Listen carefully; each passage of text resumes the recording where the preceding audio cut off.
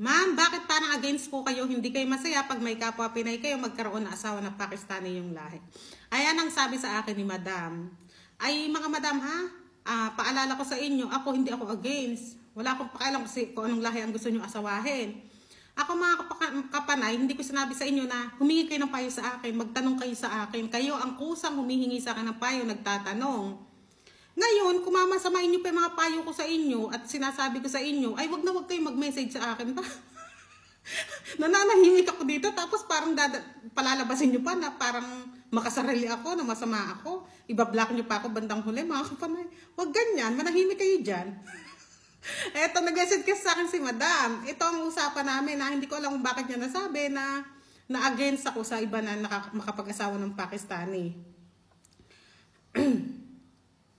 Ang sabi niya sa akin ay, "Hi po ma'am, seryoso po ba yung boyfriend ko ng Pakistani na pinuntahan niya ko dito sa Pinas? Bali, nagstay siya sa akin ng 20 days, sabi niya. Kaya ang sagot ko sa kanya agad, pinakasalan ka ba nung pumunta ka? Ay, pinakasalan ka ba nung pumunta? Sabi ko. Sabi niya, ma'am, hindi pa. Anong ibig sabihin pag hindi pinakasalan sa unang punta? Ang sabi niya sa Canada daw siya magpakasal. Ang sabi niya sa Canada daw siya magpakasal pag stable na daw siya. Ang Pakistani pala ay 31 na ha. Sa Canada magpakasal pagka stable na. Sabi ko naman, kasi 31 na eh. Baka naman may asawa na. Baka naman may asawa na. Kasi hindi siya pinakasalan eh. Pinuntahan na siya. Tapos hindi pa siya pinakasalan. Hingan mo status niya sa NADRA kung talagang binata. Sabi ko. Sabi niya, single po siya since nag-meet kami online last 2023. Ma'am, saan mahanap yung NADRA? Sabi ko, pwede kumuha nun. Siya pwede kumuha nun o family member niya. Pakuhanin mo siya, pag sabihin niya, di niya alam yun, huwag ka maniwala. Sabi ko, hindi ID ha, baka ID pakita sa'yo. Ma'am, may identification po ako na national ID niya sa Pakistan. Ma'am, ako po yung nag-sponsor sa kanya, makabisit po siya dito sa Pinas. Fiancé invitation letter ang ginawa ko yung DFA at authenticate. Kaya nga approve po yung visa niya papuntang Pinas. Ma'am, kasi kung may asawa siya, hindi siya mabigyan ng visa dyan sa Philippine Embassy ng Pakistan kasi fiancé ang ginawa namin from lawyer, ganito, anek. Marami pa siyang sinasabing ganyan-ganyan. Ang sabi ko naman, Madam, Muslim allowed mag-asawa yan hanggang 4. Send mo sa akin status niya sa NADRA, patingin, sabi ko. Saka lang kasi kung naniniwala na binata ang Pakistani pag may status sa NADRA. Ang invitation letter galing sa iyo yun, yung pinaayos mo invitation letter, di ka naman hinanapan ng singleness niya, diba? Sabi ko. Sa kasal nga Muslim, di naman hinahanapan ng singleness Pakistani na lalaki sa invitation letter pa kaya, ang sabi ko. Okay, wala akong magawa kung may asawa kayo na yung nagsabi hanggang 4 yung wife ng Muslim, sabi niya. Kung kukulitin ko siya na tanungin kung binata ba talaga siya, malaking away namin kasi ilang beses na siyang nag-explain sa akin. Yan ang sinasabi ko sa inyo kasi pagka nagalit, pagka tinatanong nyo kung binata o ano, kung hinihingan nyo ng NADRA, ibig sabihin may asawa, mga kapanay. At sabi pa niya noon, nung una namin usap video call, hindi ko lang pwede banggitin pa dito. Huwag natin banggitin, mga kapanay. Ano na yun? Nakita ko naman lahat, valid ID po niya, may single yung status niya. Sa lahat ng ID, alang nakalagay kung binata o married, mga kapanaya. Kaya nga nung unang gabi namin, nag-swerto ala, ngayon lang ako basta nakipag-ganon daw sa babae, ganon-ganon. Takot siya mabuntis ako kasi haram daw pagka mabuntis, hindi kasal. Tapos ayun nga, sinabi niya, bakit parang against daw ako? Kung hindi siya single, bakit more than 2 years na kami palagi nag-uusap, everyday pinuntahan ako? Kung may asawa siya, papayag kaya asawa niya pumunta sa Pinas. Sabi ko naman sa kanya, yan nga sinasabi ko, pag magalit, ibig sabihin guilty. Wala naman nakalagay na single sa ID, sabi ko. How many times ko tinanong, basta paulit-ulit na lang kasi eh. Ang galawin kasi, ang sabi niya kasi diba, virgin pa daw yung ganito, haram daw pag mabuntis siya, kaya hindi siya binuntis. Ang sabi ko naman, ang galawin ka ng di kasal, haram din, sabi ko. Okay lang may asawa siya, ikaw na nga nagsabi na hanggang 4 kasi Muslim. Alam po niya yan, tao lang naman yan, hindi siya perfecto, minahal niya ako. Sinabi niya na alam po niya yan, yung sinabi ko na ang galawin ka ng di kasal, haram din. Tapos ayun, nireplyan ko nga siya, sinabi niya sa akin na against ako na makapag-asawa ng Pakistani iba. Sabi ko, nako madam, hindi ako against. Tuturo-turuan lang kita paano malaman. Ngayon, kung minamasama mo pa, ikaw na bahala sa buhay mo. Ikaw na bahala, buhay mo yan, matanda ka na, sabi ko. Ayan pala, ayos lang sa'yo, wag mo na nga tanungin. Sabi ko, ayos lang pala na kahit may asawa, wag niya nang tanungin, di ba? Ang importante, nag-effort po siya, pinuntahan ako sa Pinas for 20 days. Hindi kagaya sa iba dyan na na-meet lang sa Dubai or sa ibang bansa, sabi niya.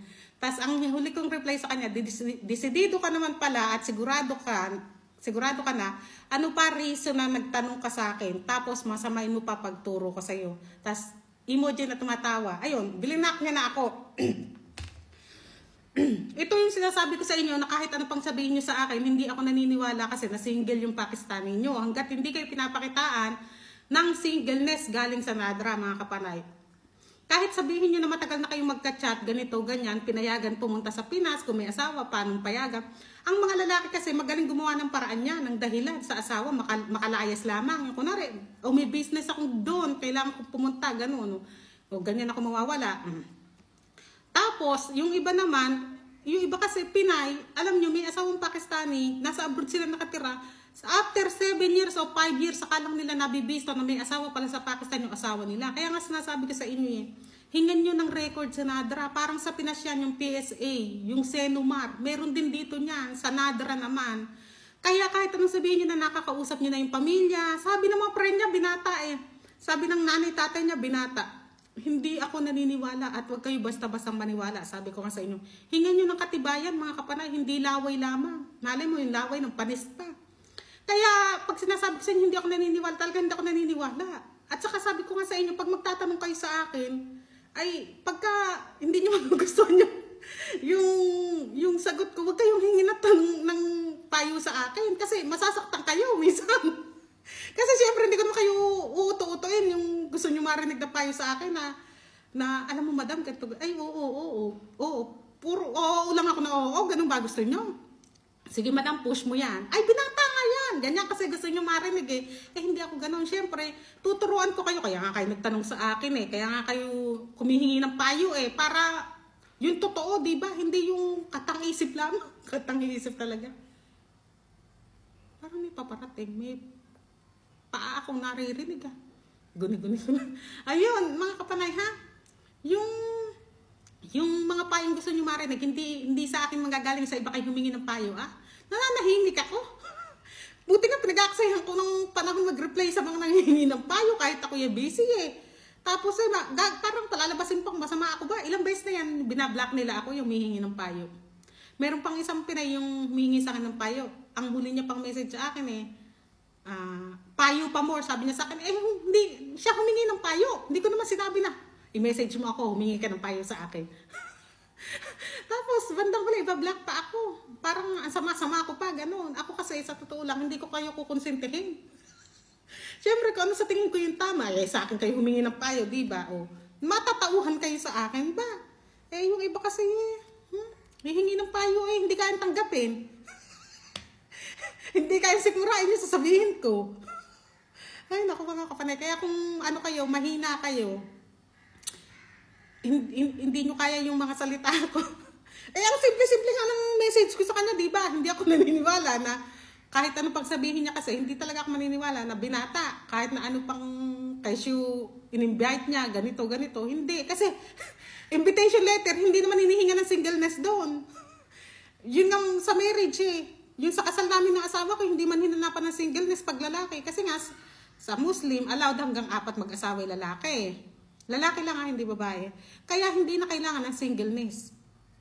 Kaya nga, sabi ko sa inyo, huwag kayong maniniwala kahit anong pasabihin hanggat hindi kayo pinakikitaan ng katibayan. Tinuturuan ko na kayo ngayon, nasa sa inyo kung makinig kayo. Kung hindi nyo gawin yung sinasabi ko, ade, wag, buhay nyo yan, bahala kayo matatantulad. Nga sabi ko sa kanya, matanda ka na. Matanda na kayo. Alam nyo na ginagawa nyo.